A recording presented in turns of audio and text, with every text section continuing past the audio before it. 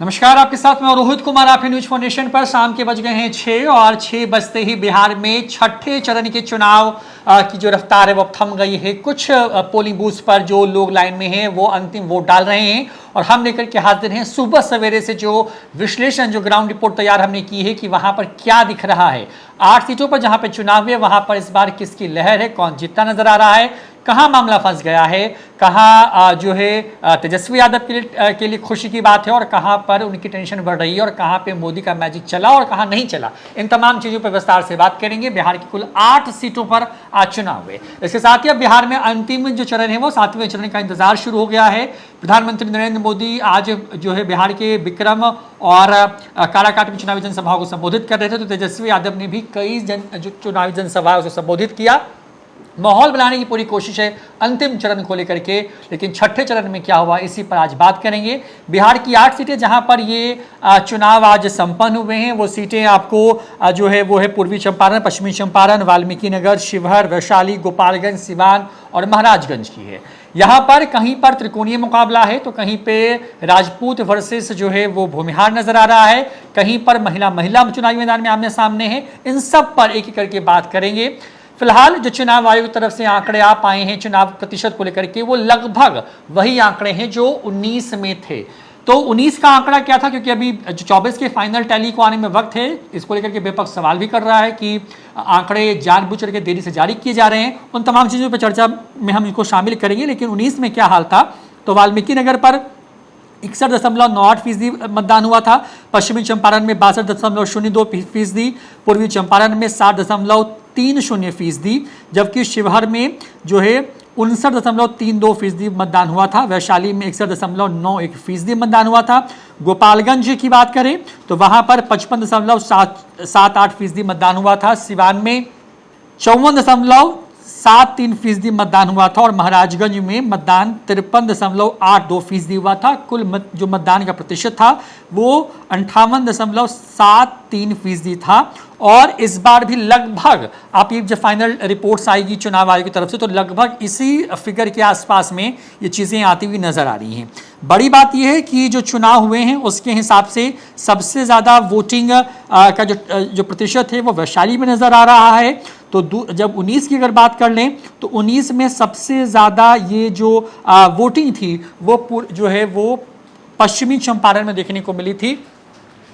हमारे साथ हमारे सहयोगी जो है प्रदर्शन मौजूद हैं, जो कि लगातार सुबह से तमाम ग्राउंड रिपोर्ट्स तैयार कर रहे थे, तमाम जगहों पर मतदान का प्रतिशत क्या है, ट्रेंड क्या कह रहा है, वहाँ के लोग क्या कह रहे हैं, वहाँ के पत्रकार बुद्धिजीवी वर्ग क्या कह रहा है और जो चुनावी प्रचार हुआ उससे कितना कुछ ट्रांसफर हुआ इस वोटिंग परसेंटेज में, इन तमाम चीज़ों पर बात करेंगे। शुरुआत करते हैं सबसे पहले वाल्मीकि नगर सीट से। वाल्मीकि नगर सीट पर चुनाव के मैदान में इस बार सुनील कुमार जदयू के प्रत्याशी के तौर पर, जो कि सिटिंग सांसद भी हैं, वो चुनाव लड़ रहे थे, जबकि उनके खिलाफ में दीपक यादव आरजेडी के चुनाव लड़ रहे थे। वाल्मीकि नगर में वोटिंग के बाद क्या दिख रहा है? वाल्मीकि नगर में वोटिंग के बाद क्या दिख रहा है, अगर हम इस पे आए तो वाल्मीकि नगर में इस बार वैसे तो आमतौर पर माना जा रहा था कि मुकाबला आमने सामने का है, जिसमें जैसा आपने बताया भी कि वहाँ पे वाल्मीकि नगर में एक और जदयू के सुनील कुमार कैंडिडेट रहे तो दूसरी ओर दीपक यादव को राष्ट्रीय जनता दल ने उम्मीदवार बनाया था। दोनों ने जोरदार तरीके से चुनाव प्रचार भी किया, लेकिन इन दोनों के बीच में एक बड़ा पेंच कोकराझार से 2 बार के सांसद रहे और उल्फा के पूर्व कमांडर नबा कुमार सरनिया उर्फ हीरा सरनिया ने पेंच फंसा दिया है। दरअसल असम के कोकराझार से ये 2 बार के सांसद रहे हैं और दोनों बार ये जीतने के बाद इस बार भी इन्होंने नामांकन किया था। इस बार इनका नामांकन किसी तकनीकी कारण से खारिज हो गया, तो ये असम से चुनाव लड़ने के लिए बिहार आ गए। और बिहार में भी कहाँ आ गए? वाल्मीकि नगर, जो बिहार का सबसे पश्चिमी हिस्सा है, और वहाँ पर इनके चुनाव लड़ने के पीछे की एक बड़ी वजह यह थी कि वहाँ पर जो थारू जनजाति के वोट हैं उन वोटों को ये चाहते हैं कि उसी तरीके से अपनी ओर आकर्षित करें जैसा ये इन्होंने कोकराझार के जनजातीय समूहों को वोटों को अपनी ओर बांध करके और पिछले 2 चुनावों में उन्होंने जीत हासिल की थी।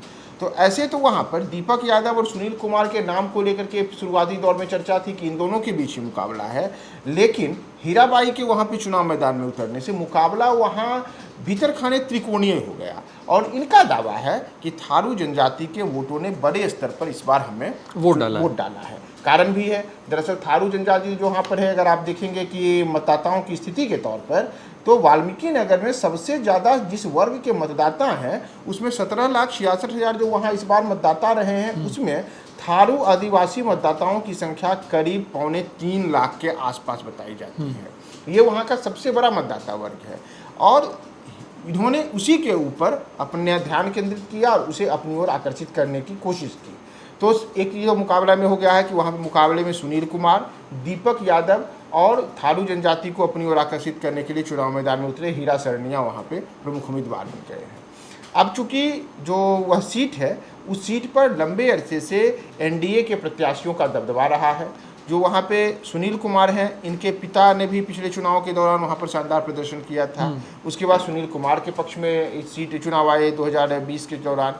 दीपक यादव यहाँ पे हरियाणा से आकर के चुनाव लड़ रहे हैं। ये ध्यान रखने की बात है कि दीपक यादव एक चीनी मिल के मालिक हैं और उस इलाके के कई चीनी मिल मालिकों का भी इन्हें समर्थन प्राप्त है।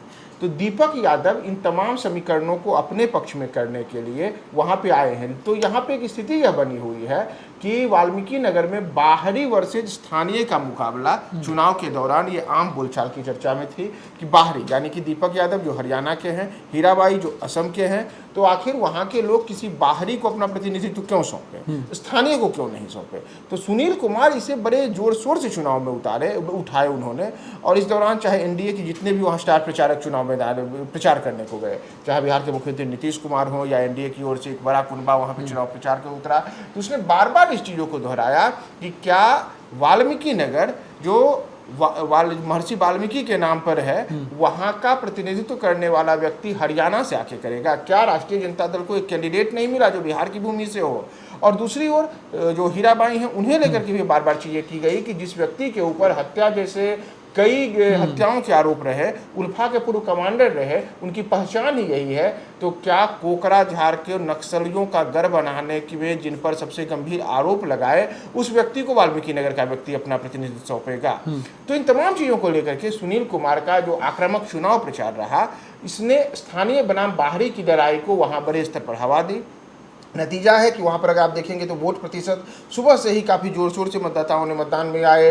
सुबह 9 बजते ही वहाँ पर 8% से ज़्यादा मतदान हो गया। दोपहर के 1 बजते 36% मतदान पार कर गया और 3 बजते ही 47% को पार कर गया। अब जो अंतिम फाइनल रिपोर्ट लगभग 60% के आसपास 60% है। तो ये दिखाता है कि मतदाताओं का वहाँ जोर शोर से उत्साह रहा और बाहरी बनाम स्थानीय की लड़ाई में भावनात्मक तौर पर सुनील कुमार ने वहाँ पर अपने लिए एक माहौल बनाने में बड़ी अहम भूमिका निभाई है। और इन तमाम चीज़ों में जो दीपक यादव हैं और हीराबाई हैं, अगर उन्होंने इसे अपनी ओर मोड़ने में कुछ मतदाताओं को जोड़ा तब तो ठीक है, लेकिन क्योंकि थारू परंपरागत रूप से एनडीए के मतदाता वर्ग माने जाते हैं, वहाँ पे दीपक यादव का बाहरी होना उनके लिए सबसे बड़ी चुनौती रही है। ये आम बोलचाल में है कि आखिर स्थानीय नेताओं को क्यों नहीं मौका दिया गया। याद होगा कि दीपक यादव पहले भारतीय जनता पार्टी के ही कार्यकर्ता थे, अचानक से वो आ गए थे आरजेडी में।